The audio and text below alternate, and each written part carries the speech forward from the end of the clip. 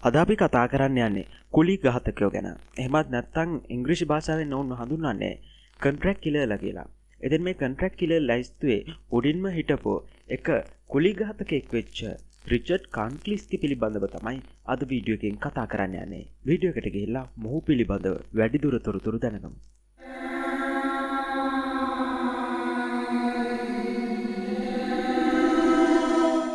Richard කුක්ලින්ස්කි එහෙමත් නැත්නම් අයිස්මෑන්. මොහු අයිස්මෑන් කියලා හඳුන්වන්න හේතුවත් අපි වීඩියෝ එකේ ඉස්සරහදී කතා කරමු. ඉතින් රිචඩ් ඉපදෙන්නේ 1935 අප්‍රේල් 11 වෙනිදා. රිචඩ්ගේ තාත්තා තමයි ස්ටැන්ලි කුක්ලින්ස්කි කියලා කියන්නේ. අම්මගේ නම තමයි ඇනා සෙසලියා.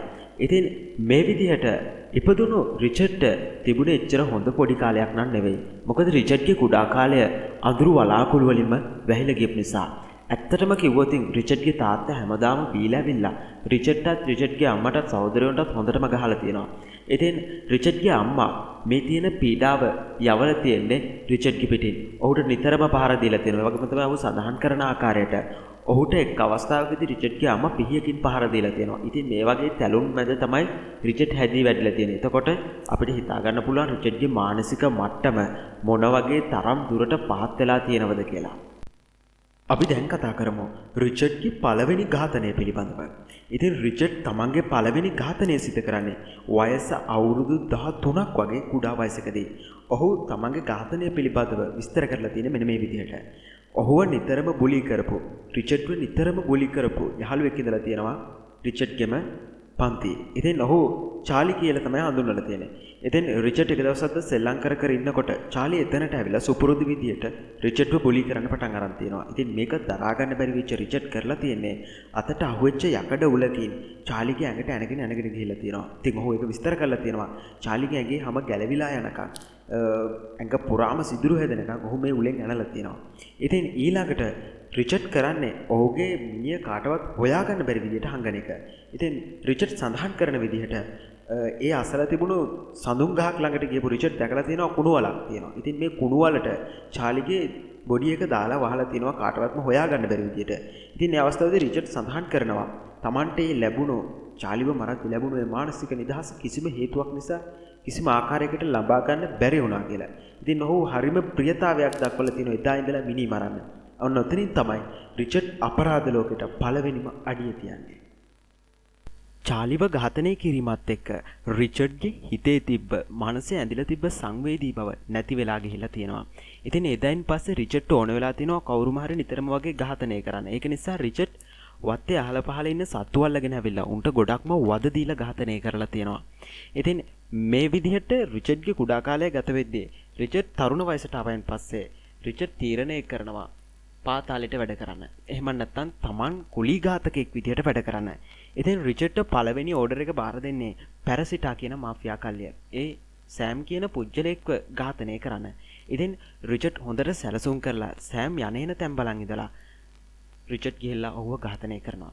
ඉතින් ඔහුව ඝාතනය කරලා රිචඩ් නිකන් ඉන්නේ නැහැ. ඔහුව අහුවෙනවට රිචඩ් කරන්නේ ගෙනහිල්ලා තමන්ගේ ගෙදර තියෙන ෆ්‍රිජ් එකට සෑම්ව දාලා තියෙනවා. ඊට පස්සේ මේ විදිහට ඩිවිෂන් එකේ හිටපු සෑම්ව දවස් දෙක තුනක් කොහොම තියලා කෙනෙක්ට හොයාගන්න බැරි වෙන මට්ටමට ගෙනල්ලා ඔහුව කෑලි කරලා තැන් තැන් වල විසික් කරලා දාලා තියෙනවා.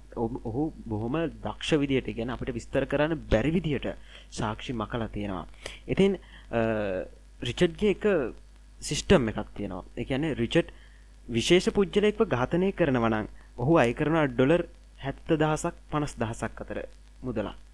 ඉතින් ඒ වගේම තමයි සාමාන්‍ය පුජ්‍යලෙක් ඝාතනය කරනවා නම් ඩොලර් 20000ක් 40000ක් අතර මුදලක් රිචඩ් අය කරලා තියෙනවා. ඉතින් රිචඩ්ට කියලා ඝාතනයක් සිද්ධ කරගන්න ඕන නම් මුලින්ම ඇවිල්ලා ඒ පුජ්‍යලයාගේ තියෙන චරිතය වගේම ඔහු කරන දේවල් කියලා ඔහු විශේෂ චරිතයක්ද සාමාන්‍ය පුජ්‍යලෙක්ද කියලා මුලින්ම තේරුම් බේරුම් කරලා ඉන්න ඕන. ඊට පස්සේ තමයි රිචඩ් තමන්ගේ මුදල කියන්නේ. අපි හිතමුකෝ උදාහරණයක් විදිහට කවුරු හරි ඇමති කෙනෙක්ව ඝාතනය කරන්න දුන්න කියලා. ඉතින් ඔහු තමන්ගේ මුදල් බාර ගැනීමේ ලයිස්තුවේ උඩින්ම තියෙන එක ගාන කියනවා. ඒ කියන්නේ අපි උදාහරණයක් විදිහට ගත්තොත් ඩොලර් 70000 කියලා ගමුකෝ. ඔහු ඩොලර් 70000කට තමයි මේ වැඩේ කරන්නේ. නැත්නම් එතනින් අඩු මුදලකට ඔහු ඒක කරන්න බාරගන්නේ නැහැ. ඉතින් ඒ විදිහට රිචඩ් මිනිසුන්ව මරන්න ඝාතනය කරපු ආයුධ පිළිබඳවත් අපි කතා කරලා ඉමු. රිචඩ්ට ඕඩර් එකක් ආවයින් පස්සේ රිචඩ් එකටම කරන්නේ ඒ ඕඩර් එකේ ඉන්න පුජ්‍යලයට අදාළව ඔහුට ගැළපෙන විදිහට ප්ලෑන් එකක් නිර්මාණය කරනවා. ඉතින් රිචඩ්ට ඝාතනය සිද්ධ කරන්න ඕන පුජ්‍යලයා ඉන්නේ සුළුදුරක නම් ඔහු භාවිතා කරලා තියෙනවා 9mm වර්ගයේ පිස්ටල් එකක්. ඒ වගේම තමයි ඒ ඝාතනය වෙන්න ඕන පුජ්‍යලයට විශාල හානියක් සිද්ධ කරන්න ඕන නම් ඔහු භාවිතා කරලා තියෙන ෂොට්ගන්. ඒ වගේම තමයි කාලයත් සමග ඝාතනය කරන්න ඕන නම් ඔහු ගොඩක් වෙලාවට රයිෆල් භාවිතා කරලා තියෙනවා. ඉතින් ඊට අමතරව ඔහු භාවිතා කරලා තියෙනවා පිහි ඒ වගේම කම්බි වගේ දේවල් ඝාතන සිද්ධ කරන්න භාවිතා කරලා තියෙනවා. ඒ වගේම තමයි රිචඩ්ගේ කැමැතිම වෙපන් එක වෙලා තියෙන්නේ සයිනයිඩ්.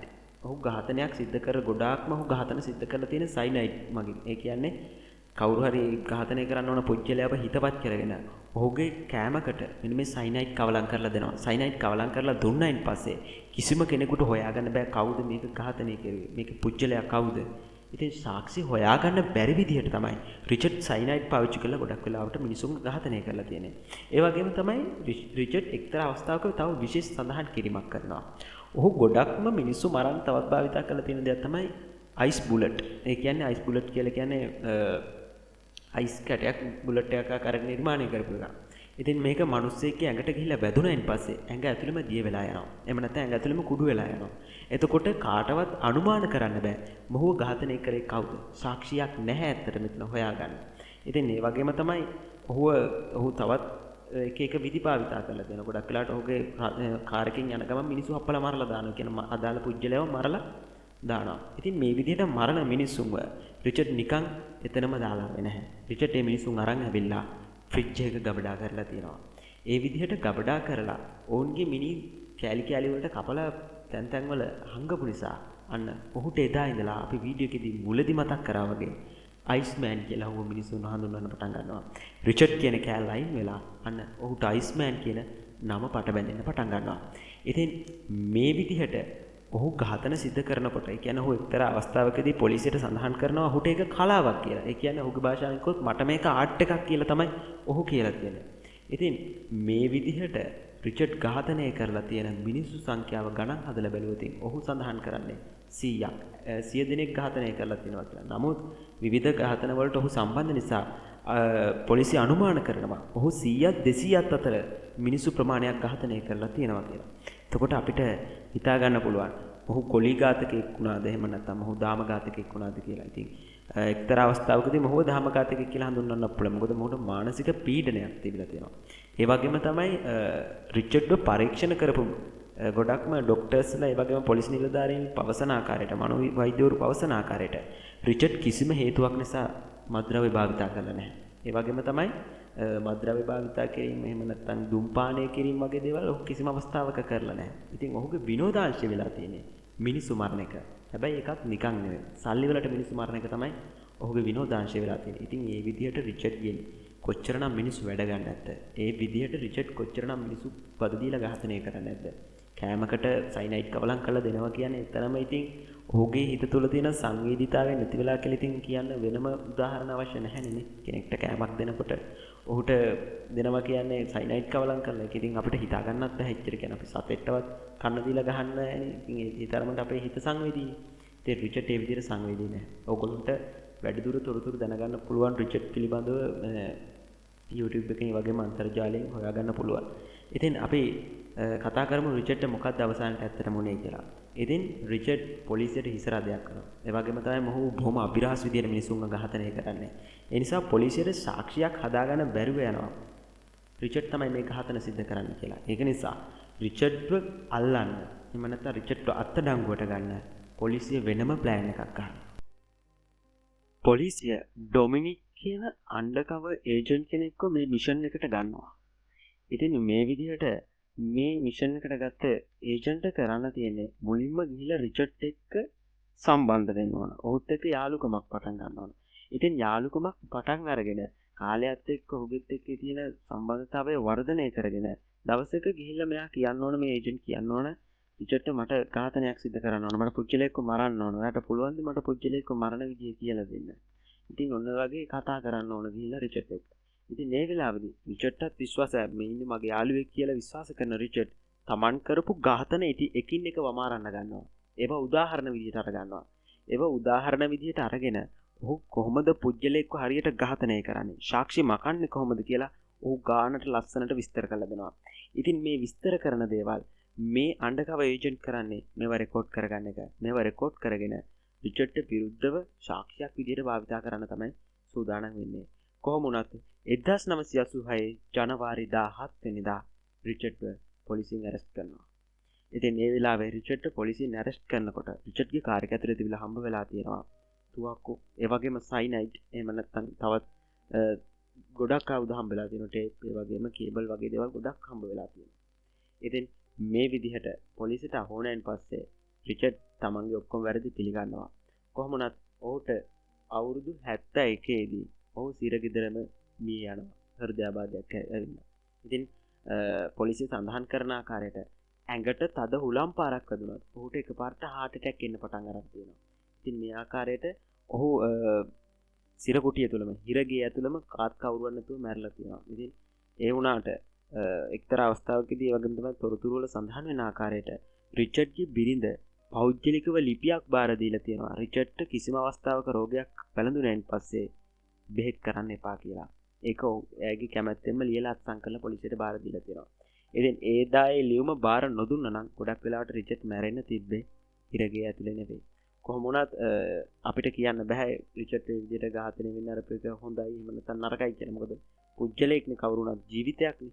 ඒක නිසා ඉතින් ඒක තීරණය කරන්න ඔබට මට බාරයි. මම මගේ පෞද්ගලික මතය දරනවා, ඔබ ඔබගේ පෞද්ගලික මතය දරන්න.